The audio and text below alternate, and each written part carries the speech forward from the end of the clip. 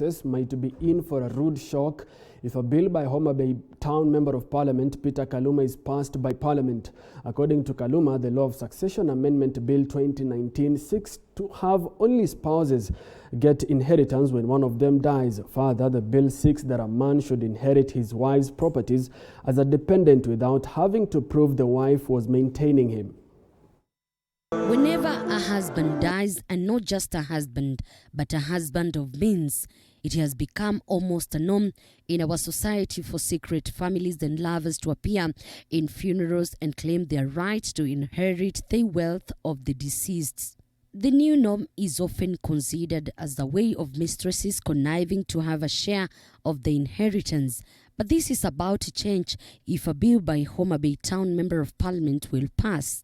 According to Kaluma, the bill seeks to amend Section 29 of Law of Succession 2019 to allow only spouses to get inheritance and not mistresses and slave queens whenever her husband passes on. And that is why I'm also proposing amendment to the definition of spouse.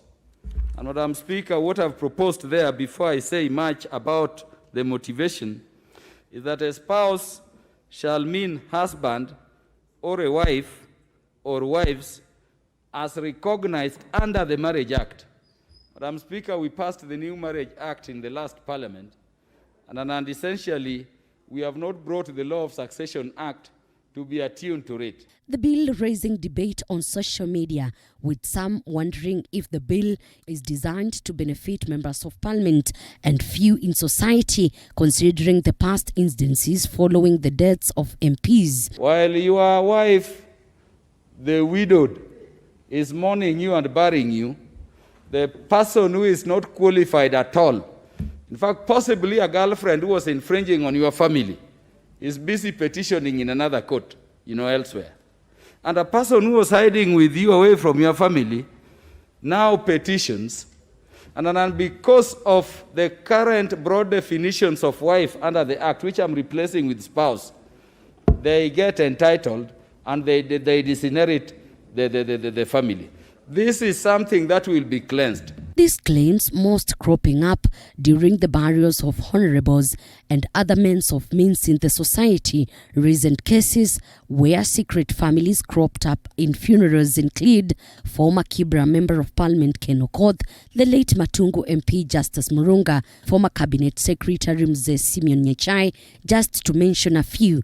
The bill by Kaluma is expected to get overwhelming support from members of Parliament, considering a good number of their counterparts have found themselves in the quagmire the bill is seeking to solve. People want to reap where they never saw, Madam Speaker. And that's why it is important that this amendment brings some clarity. So in the event that the deceased person is gone, there must be proper protection of the spouses, proper protection of the children, the legitimate people, Madam Speaker, who are supposed to be the benefits. Because we've seen in many cases, Madam Speaker, somebody has died, has left property. The children have been chased away from school.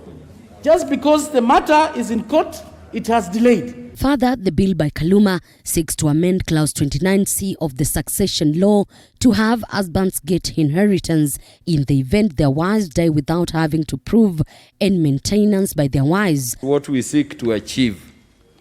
Madam Speaker, a look at the current Section 29 indicates that husbands where your wife dies are not entitled to seek inheritance of their wife's estate unless they can go to court and prove that the wife was maintaining them.